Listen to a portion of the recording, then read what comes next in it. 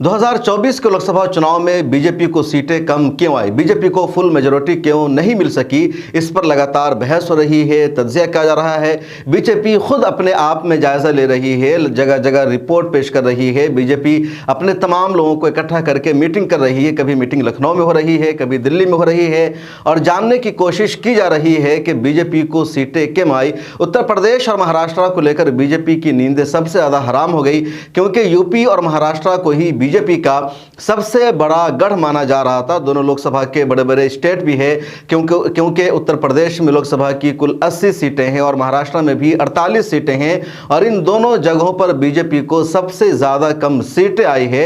उत्तर प्रदेश में समाजवादी पार्टी सबसे बड़ी पार्टी बनकर उभरी और बीजेपी 33 से 34 सीटों पर महदूद हो गई। उसी तरह महाराष्ट्र में भी बीजेपी को सिर्फ 11 सीटों पर जीत मिल सकी। इन दोनों जगह का जो बीजेपी ने तज्जिया किया है, जो जायजा लिया है, तो उसमें जो बातें सामने आई है उसको हम पावर पॉइंट से आपको समझाने जा रहे हैं। लेकिन उसका खुलासा इतना ही है कि दलितों ने बीजेपी को वोट नहीं किया, उसके अलावा ओबीसी वोट भी बीजेपी को पहले की तरह नहीं मिल सका। और जो सबसे बड़ी बात की जा रही है वो ये कि जो बीजेपी के सांसद थे, जिनको टिकट दिया गया, दोबारा जिनको उम्मीदवार बनाया गया, उनसे जनता नाराज थी, उन्होंने जनता के लिए काम नहीं किया था और इसी वजह से जनता ने उनको वोट नहीं दिया। इसी तरह महाराष्ट्र के बारे में यह कहा जा रहा है कि जिस तरह शिवसेना को बीजेपी ने वहां तोड़ दिया, इसी तरह एनसीपी को तोड़ दिया, तो इन पार्टियों को तोड़ने का गुस्सा था आवाम में और इसलिए बीजेपी को पहले की तरह वहां जीत नहीं मिल सकी। मैं आपको बता रहा हूं कि क्या कुछ कहा जा रहा है इन दोनों पार्टियों के बारे में, वहां के लोगों का क्या कुछ कहना है। जो सबसे पहले रिपोर्ट आई है और अमर उजाला, बीबीसी, दूसरे मीडिया हाउसेस ने भी अपनी रिपोर्ट में इस तज्जिया को शामिल किया है, जो दरअसल बीजेपी की तरफ से आया है। पिछले दिनों आरएसएस के चीफ मोहन भागवत भी गोरखपुर में गए थे, 5 दिनों का उनका दौरा था और वहां भी मोहन भागवत साहब ने इसी तरह की बातें की थी। तो जो सामने आया है वो मैं आपको पढ़कर बता रहा हूं कि पहला और महत्वपूर्ण बिंदु यही है कि दोबारा मिले सांसदों के टिकट पर विधायकों की न तो राय मिल सकी और न उनकी और से उतनी मदद की गई। नतीजा यह हुआ कि लोकसभा के प्रत्याशी चुनाव तो लड़ते रहे, लेकिन उनके क्षेत्र में आने वाले कई विधायकों ने अंदर खाने मजबूती से विरोध किया।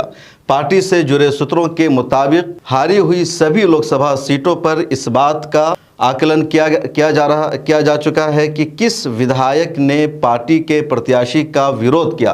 तो सबसे बड़ी वजह जो बताई जा रही है कि जो लोकसभा उम्मीदवार थे, वहाँ के जो विधायक थे, जो एमएलएस थे, उन सब ने एमपीज को सपोर्ट नहीं किया, उनसे नाराज़ थे और नाराज़गी की वजह ये बताई जा रही है कि जनता उनसे नाराज़ थी, इसलिए एमएलए अपना फ्यूचर देख रहे थे कि हमें अगली मरतबा चुनाव जीतना है, इस मरतबा इस सांसद को हमने सपोर्ट कर दिया तो जनता हमसे नाराज़ हो जाएगी। इसलिए जो एमएलएस थे उन्होंने इनका अंदर खाने विरोध किया, इनका साथ नहीं दिया।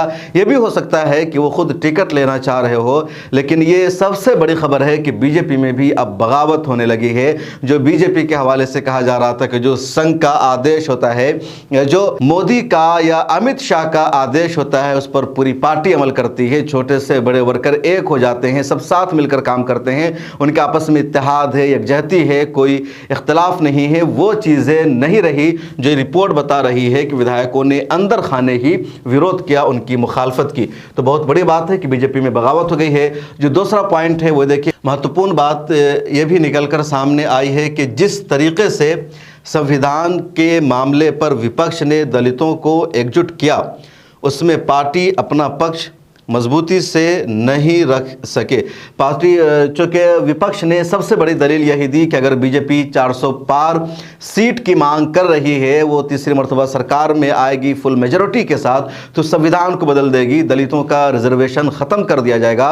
इस बात ने दलितों को नाराज़ किया बीजेपी से और दलितों ने 2014 और 19 की तरह इस मरतबा बीजेपी को वोट नहीं किया। या तो यूपी के दलितों ने मायावती के उम्मीदवार को वोट किया या फिर सीधे सीधे इंडिया अलायंस को वोट किया और इसका नतीजा ये रहा कि बीजेपी को हार का सामना करना पड़ा। जो बीजेपी के नेता थे, जो पार्टी वर्कर थे, इन लोगों ने लगातार डैमेज कंट्रोल करने की कोशिश की। आरएसएस की तरफ से भी बयान जारी करवाया गया कि संविधान के साथ कोई छेड़छाड़ नहीं करेगा, कोई आइन को नहीं बदलेगा। अमित शाह ने भी इंटरव्यू में बार बार कहा, लेकिन अवाम ने उसको एक्सेप्ट नहीं किया और अवाम ने मान लिया कि बीजेपी का मंसूबा है और इसी वजह से दलितों का भी वोट नहीं मिल सका।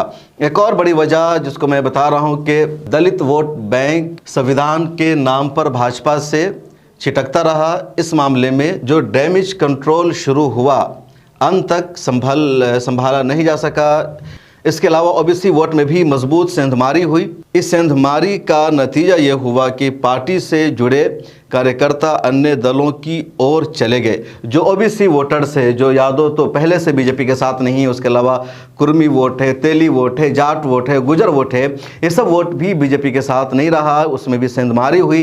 पिछले मरतबा जो बीजेपी की यूपी में लगातार जीत होती रही तो उसमें ओबीसी वोट बड़ा फैक्टर रहा। ओबीसी जो वोट है उत्तर प्रदेश में वो अकेले 50-55% से ज़्यादा है। उसी की बदौलत बीजेपी जीतती रही है। बजरंग दल में जितने लोग गुंडागर्दी करते हैं या विश्व हिंदू परिषद में या हिंदू युवा वाहिनी में जितनी इस तरह की जो तंजीमें हैं, जो शराब पीते हैं, नारा लगाते हैं, मॉब लिंचिंग करते हैं, कहीं पर भी ये लोग होरडंग मचाते हैं, किसी के घर में घुस जाते हैं, रेप करते हैं, तो इसमें ज़्यादातर ओबीसी के लोग होते हैं। और इस मरतबा इस ओबीसी वोट में भी इंडिया अलायंस ने सेंधमारी की, बीजेपी उसको रोकने में नाकाम रही, तो इसका नतीजा रहा।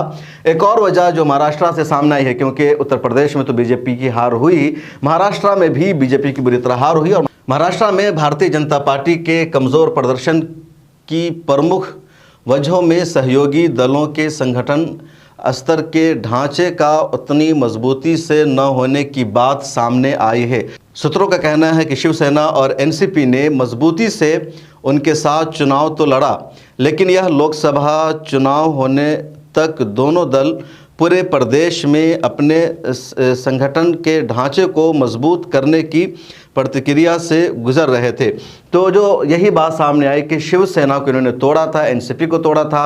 अब शिवसेना का जो एकनाथ शिंदे वाला ग्रुप बीजेपी के साथ है, इसी तरह एनसीपी का अजीत पवार का ग्रुप था, और ये दोनों पूरे देश में अपने संगठन को मजबूत नहीं कर सके, क्योंकि इस पार्टी के जो पुराने लोग थे, जो पूरा संगठन था वो उद्धव ठाकरे के साथ, शरद पवार के साथ है, तो इन लोगों को एक नई पार्टी बनानी थी, ज़्यादा लोग इनके साथ आ नहीं सके थे, तो इनका संगठन कमज़ोर था। और दूसरी वजह जो बुनियादी वजह रही कि अवाम ने बीजेपी के इस एजेंडा को रिजेक्ट कर दिया कि तुमने हमारी पार्टी तोड़ दी है, तुम जिसको चाहोगे वो हमारा लीडर होगा, ऐसा नहीं हो सकता। हमने अगर बाला साहब ठाकरे को लीडर माना तब उनका बेटा हमारा लीडर होगा, न कि एकनाथ शिंदे या शरद पवार की वजह से हम एनसीपी को सपोर्ट करते रहे हैं। तो ऐसा नहीं कि बीजेपी आप कह देगी कि अजीत पवार को लीडर मानो, शरद पवार लीडर नहीं रहेंगे तो हम ऐसा कर लेंगे। अवाम ने बीजेपी की सोच को, इस आइडियोलॉजी को मुस्तरद कर दिया, और जिसका साफ नतीजा रहा कि बीजेपी पार्टी तोड़कर भी अपने एजेंडा में कामयाब नहीं हो सकती है। अब देखना यह है कि बीजेपी की जो पॉलिसी रही है कि कहीं भी सरकार बनाने के लिए कि किसी भी पार्टी को तोड़ो, किसी को एकनाथ शिंदे बनाओ, किसी को अजीत पवार बनाओ, दो हिस्सों में